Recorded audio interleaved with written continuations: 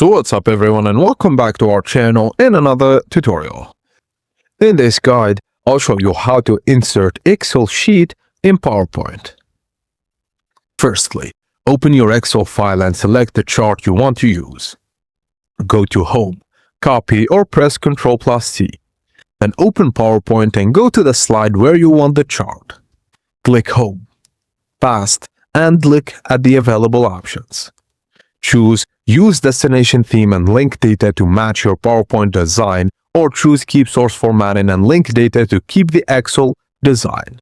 The important part is choosing Link Data. Now, when you change the original Excel data, the chart in PowerPoint can update automatically. To update manually, select the chart in PowerPoint and go to Chart Design, then Refresh Data.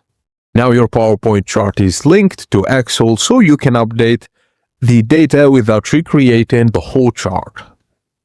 And that's it guys, as simple as that. Thank you for watching, and please don't forget to like the video and subscribe to our channel if it helped you out, and I will see you on the next video. And that's it guys, as simple as that. Thank you for watching, and please don't forget to like the video and subscribe to our channel if it helped you out, and I will see you on the next video.